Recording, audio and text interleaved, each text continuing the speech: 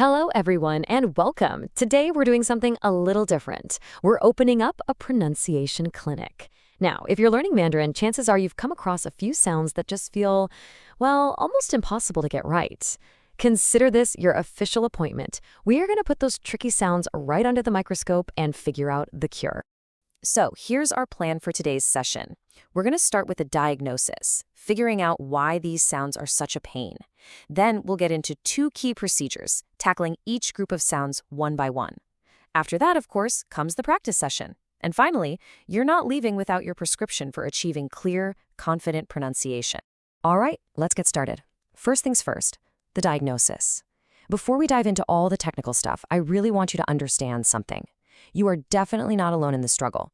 This is one of the most common hurdles for English speakers. And believe me, there's a very good reason for it. So let's just ask the big question right out of the gate. Why? Why are these specific sounds, the J, Q, and X, and the ZH, CH, and SH groups, so notoriously difficult? You can hear them just fine, right? You know what they're supposed to sound like, but when you go to make the sound yourself, something just doesn't quite work. And here is the absolute key to it all. The problem isn't in your ears, it's in your mouth. More specifically, it all comes down to muscle memory. See, your tongue has spent years, maybe decades, becoming an expert at making English sounds. But these Mandarin consonants, they require totally new positions, totally new movements that simply do not exist in English. So what we're doing today isn't fixing a hearing problem, it's training your tongue to do some brand new gymnastics. Okay, time for our first procedure. Let's start by decoding the J, Q, and X sounds. Now, the technical term for these is the palatals, and you're about to see exactly why that name makes perfect sense.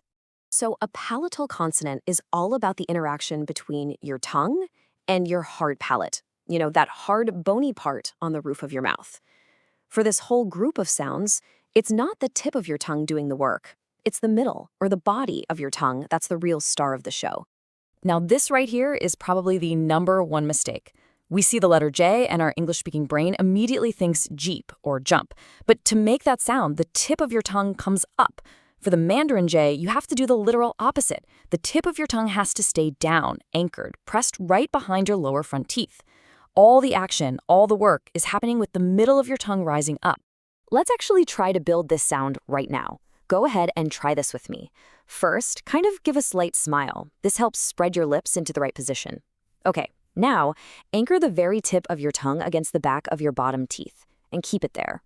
Now, feel the middle of your tongue lift up until it touches the roof of your mouth, blocking the air. Now, push the sound out. J, j.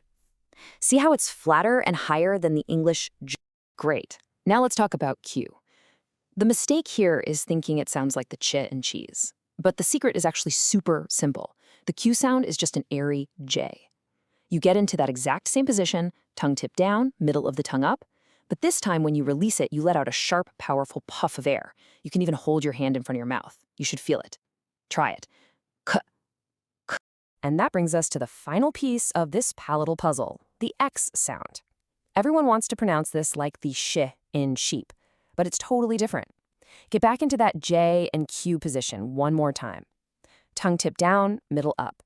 But now, instead of completely blocking the air and releasing it, you leave just a tiny little gap, and you let the air hiss through it continuously. It's a smooth sound. Kind of like air slowly leaking from a tire. Excellent work. Now, let's move on to our second procedure. We're going to tackle the Z, ch, and sh sounds.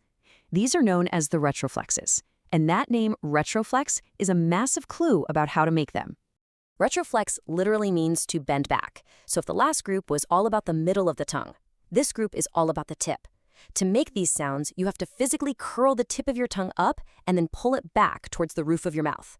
And just like before, the common mistake is to grab for the closest English sound, like the J in jungle. But the physical mechanics are worlds apart. For the Mandarin zh, your tongue shouldn't be anywhere near your teeth. It's all happening further back. You curl the very tip of your tongue up and back, and then you make the sound, zh, zh. It feels much fuller, right? More resonant. I love this shallow spoon analogy. It's the perfect way to visualize what your tongue needs to do. So to make the sh sound, you want to imagine your tongue literally forming that spoon shape. Curl the tip up and back, creating a little hollow, and then you just blow air right over the top of it. sh, sh. You'll notice it's a much deeper, fuller sound than the English sh in shoe. Okay, now this slide is where it all clicks into place. You see, these two sound groups, the palatals and the retroflexes, they're basically perfect mirrors of each other. The pattern is identical. You have a bass sound, an airy version, and a hissing version. The only thing that changes is which part of your tongue is doing the work.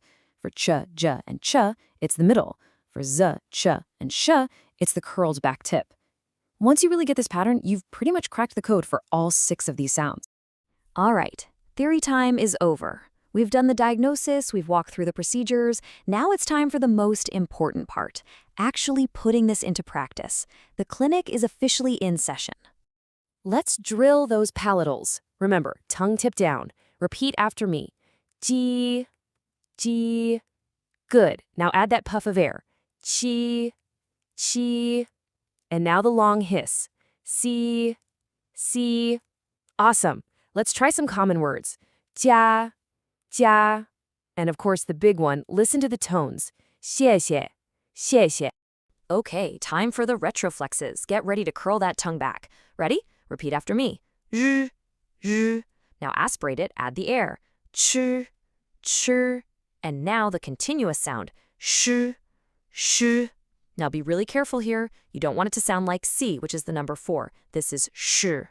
Let's do some words. 中国, 中国, and 什么, 什么. That was fantastic work. Our clinic session is just about done. But you can't leave without your prescription. This is your personal action plan for making these sounds a natural, automatic part of your spoken Mandarin. Your practice plan is just 3 simple steps. First, active listening. When you hear Mandarin, don't just listen to the words. Try to visualize what the speaker's tongue is doing. Second, record and compare. I know, nobody likes hearing their own voice, but it is the single fastest way to hear the gap between what you think you sound like and what you actually sound like. And third, use minimal pairs. Drilling words like she and she back to back is like taking your tongue to the gym. It forces it to build the muscle memory for that tiny but crucial difference.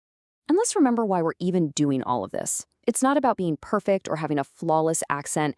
It's about building a foundation of clarity so that you can communicate with confidence. When you stop worrying about whether or not people can understand you, everything else about speaking the language becomes so much easier and so much more fun. So, we'll leave you with this final thought. You've got the diagnosis, you've gone through the procedures, and you have your prescription. The tools are all yours now. So my question to you is, which sound are you going to start with? Which one will you decide to master first? Thanks for checking into the clinic today, and happy practicing.